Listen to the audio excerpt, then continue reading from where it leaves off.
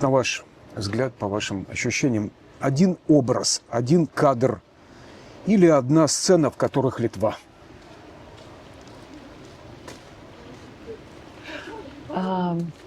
Ну, для меня это вот очень сильно запечатлелось, когда это еще в ранние времена Саюдиса, когда были первые митинги, и когда в парке Вингисе вот, на поле собралось штука, наверное, около 200 тысяч человек. И вдруг все запели, это было очень удивительно, тихо. Запели вот эту песню «Тевиня Бранги». Но слышно было очень далеко. И вот эта красота, это дух единства и свободы, ну, действительно просто потрясли меня когда-то. И отсюда логичный вопрос. Один звук, одно звучание, в котором Литва? Сутартинис, по-моему, конечно же. Это такое диссонансное полифоническое пение, очень древнее, архаическое, очень своеобразное. И ну, это вообще-то, исполняя эту музыку, впадаешь в транс. Это что-то, что выводит тебя за пределы. Ну, это одно крыло, а другое крыло, конечно, от чего трепещет душа всех людей. Здесь это полонез Огинского все-таки. Для кого-то это музыка Чурлёниса, да, тоже.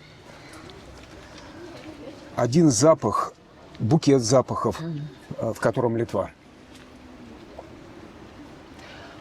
Ну, это запах июльских полей во всей красоте. Или запах леса литовского. Это влага, исходящая от мха, от грибов, от сосен. Прогретый песок где-нибудь на поляне, в лесу, в пуще. Вот это да.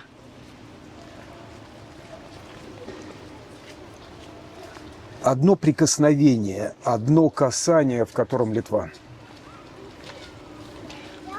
Ну, может, это касание к святыням. Когда-то вот в детстве бабушка говорила, что у входа в кафедральный собор там есть две такие лунки в камне, там, где молился святой Казимир. Вот. Или, ну вот, это тоже святые камни, можно сказать. Как и Кульбак говорил, что каждый твой камень – это псалом, запечатлевшийся.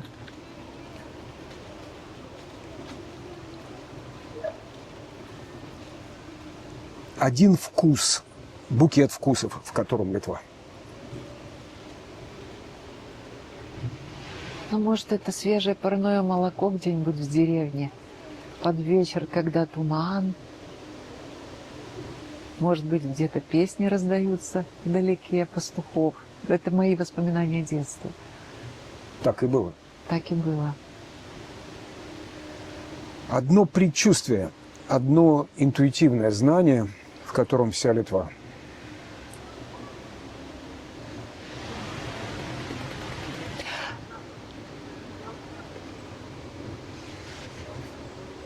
Ну, может быть, здесь можно вспомнить.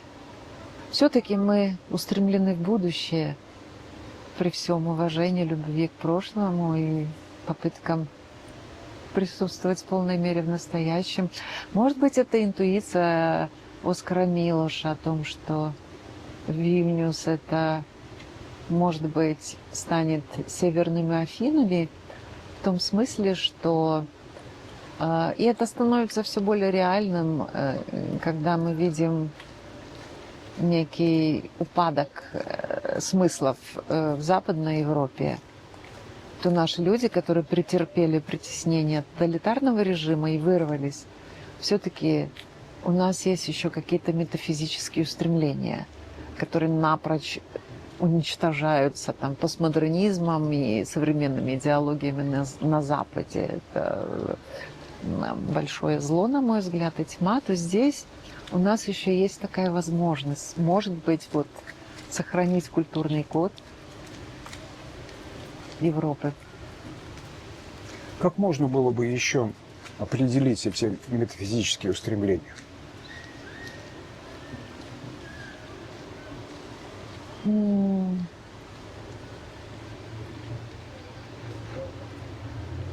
Ну, да, я думаю, что это еще такое у многих живое ощущение, ну, присутствия божественного в природе, в отношениях, в красоте городов, э, э, еще возможность чем-то жертвовать ради чего-то более высокого. А, ну, словами Жуковского, так сказать, искать создателя в создании. Вот этот свет, который просвещает. Ну, это общечеловеческое, конечно, свойство. Лучше всего описал это на нескольких страницах Борис Пастернак в своем романе «Доктор Живаго», как он сидел и наблюдал вот этот свет сквозь листву. То я думаю, что это в значительной мере свойственно еще нашему народу. Оно везде есть. И в Америке я встречала людей вот именно такого рода.